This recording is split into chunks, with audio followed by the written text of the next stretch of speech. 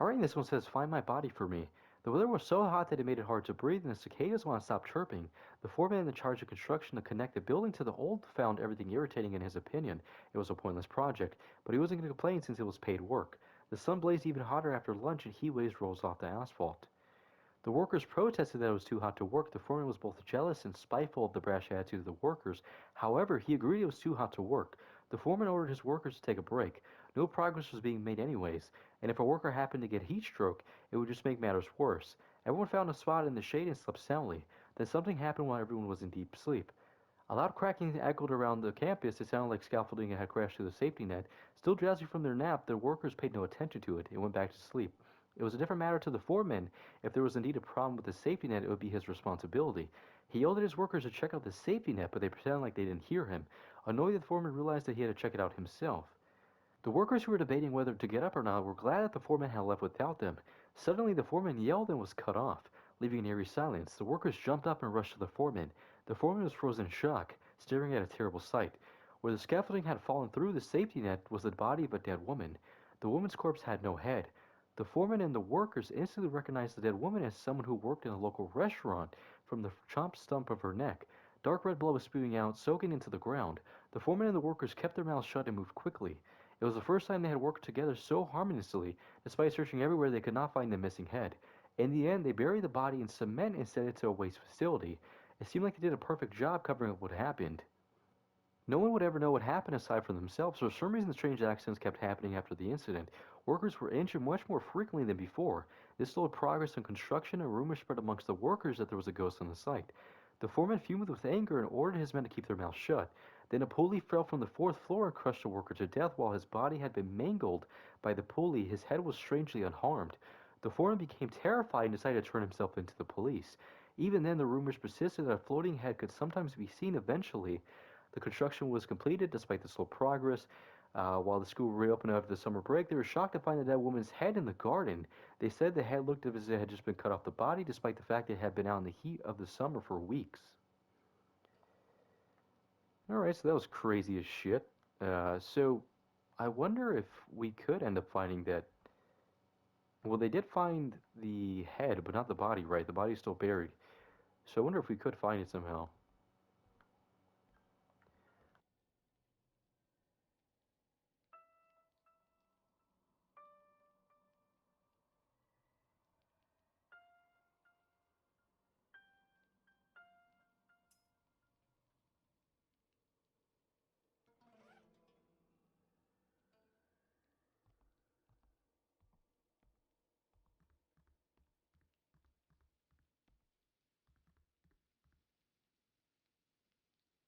Hurry and go take a look. I'm just so scared.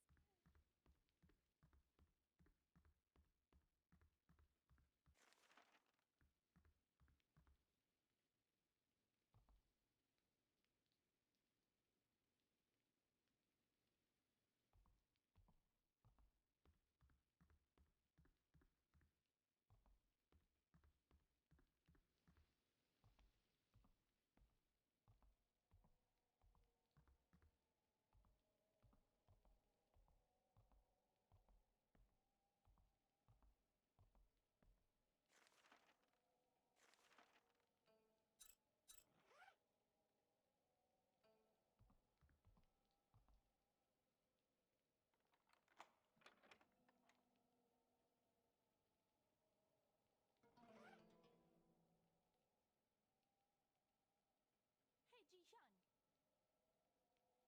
where have you been? I've been looking everywhere for you. Is that so? I didn't know.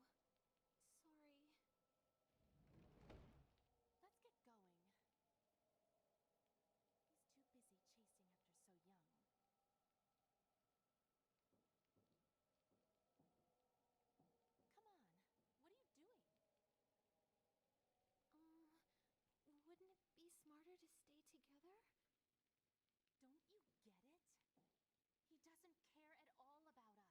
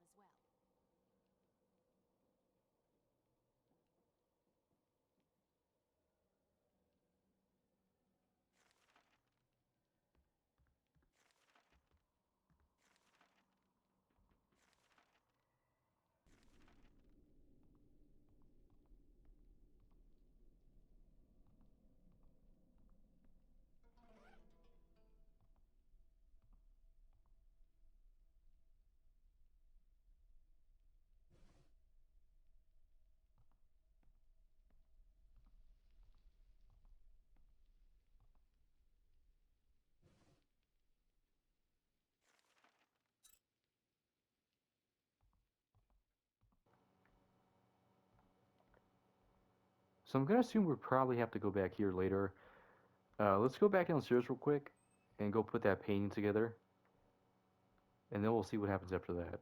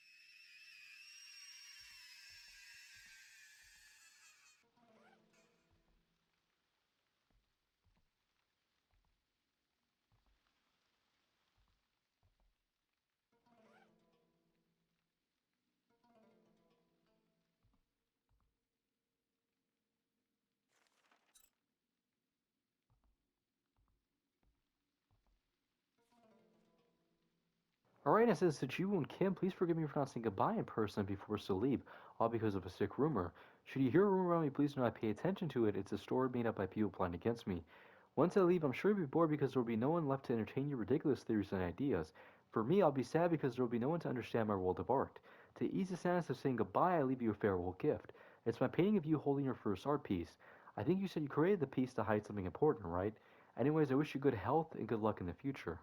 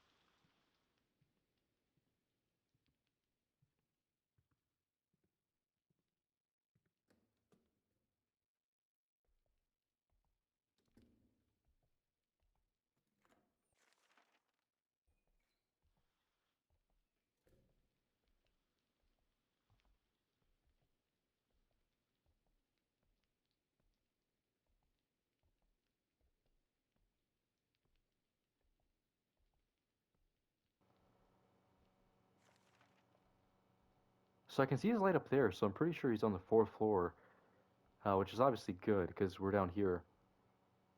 But that does mean I have to be kind of quick, just in case he comes down here.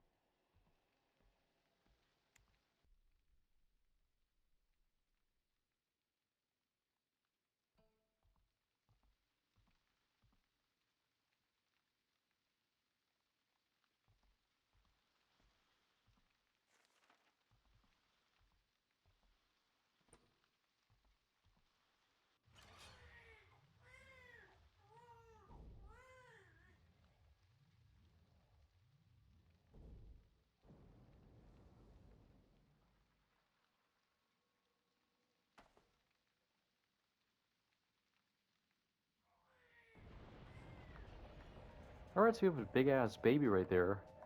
I was gonna read that. What do we have to do? We have to go to the second floor. Okay. So we have only 8 minutes to do this, which seems like a lot of time, but knowing my dumb ass, I'm probably gonna fail somehow. So let's go down here real quick. Go in there. Oh shit, I'm on the third floor. God damn it, I forgot.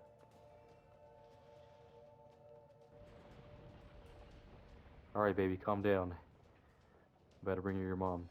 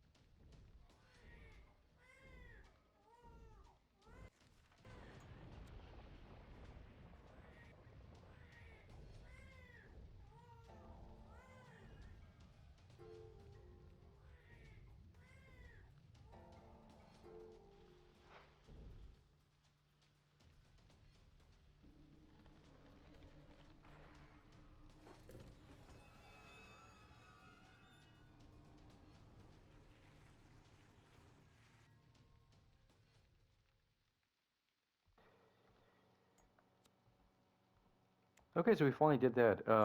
I was kind of worried that I was actually gonna take way too fucking long to do that, especially because we only had like 3 minutes left.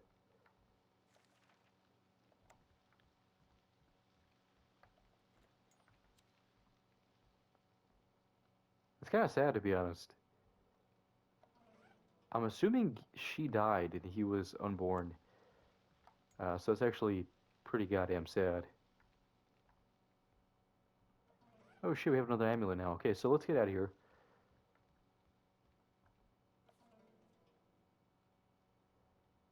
Ownerless Diary, February 14th, it's Valentine's Day. He seemed like he enjoyed the chocolates even though he said otherwise. It's not even 100 days yet, but I feel like we know each other for a long time. I hope this doesn't change. We know we love each other, but it's nerve-wracking sometimes. Are there other people like us too?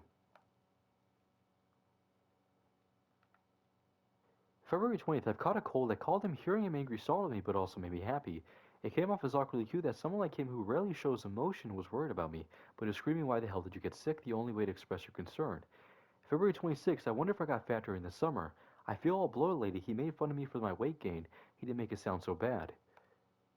What I'm really upset about is the fact that he doesn't express his emotion.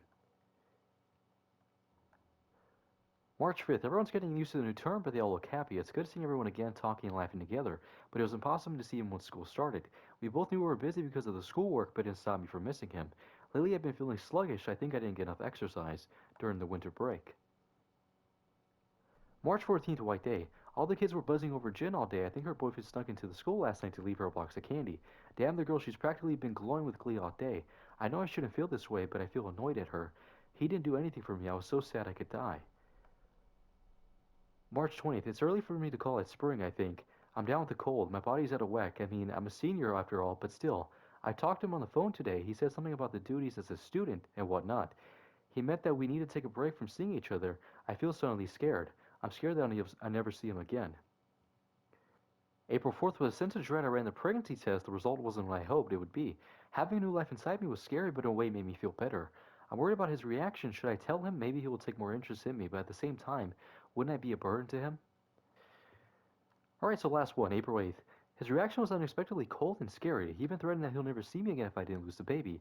It scared me to death, but I'll give birth to this baby no matter what. I am thankful to this new life inside me. I will keep it even if I have to die. I can't stop looking at the cover of the book. It's a picture of a clay doll of a woman and her baby holding hands. Alright, so basically that guy was a piece of shit. God damn.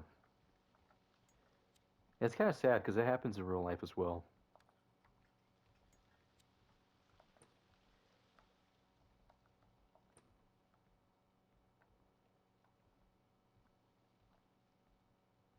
Okay, so there's nothing in here.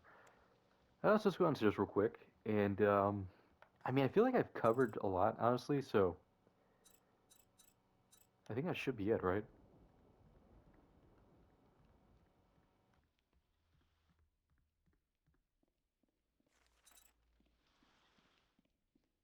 So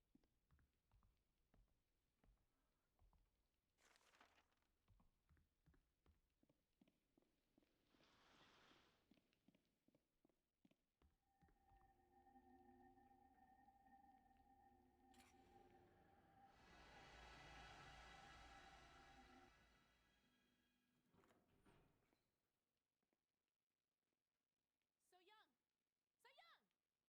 So young!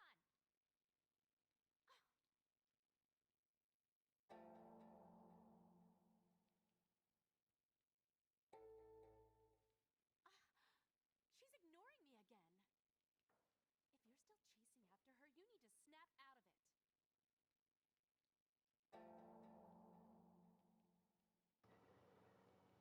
No, it's just a coincidence. It's none of your business.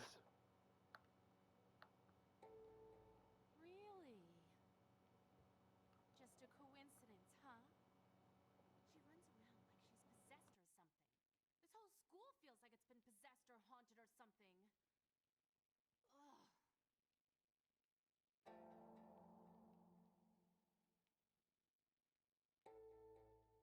That's cute. You're very nice. Worrying about the unfinished business of spirits. There's a complaint box sitting in the new building reading room for students to voice their concerns and complaints. But I doubt any student ever solved anything by using it. And I'll bet all the teachers forgot that it was even there. The living all suffer.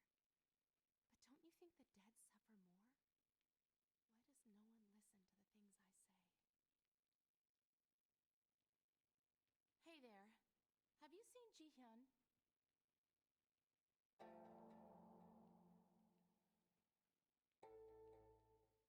Yeah, she was with me before.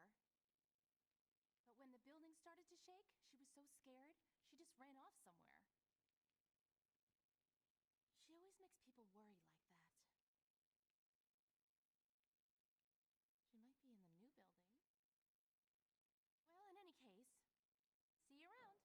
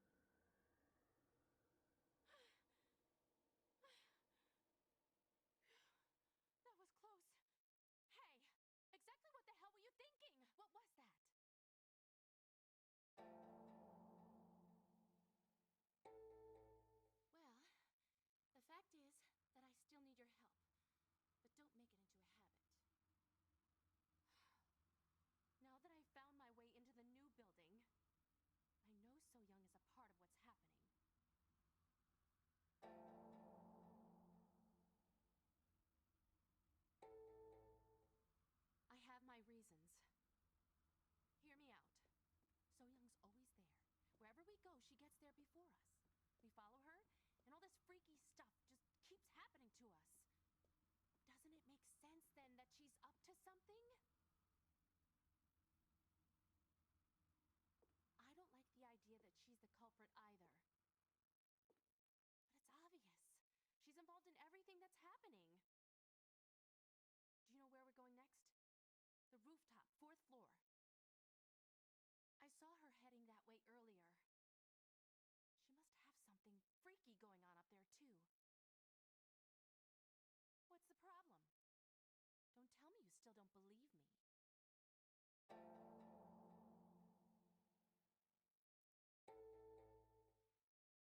You don't sound so believing. All right then, why don't you just go up to the roof and find out for yourself? See if I'm wrong like you think.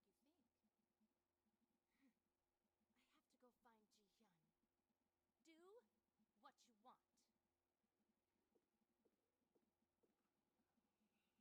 But make sure you know who to trust. Or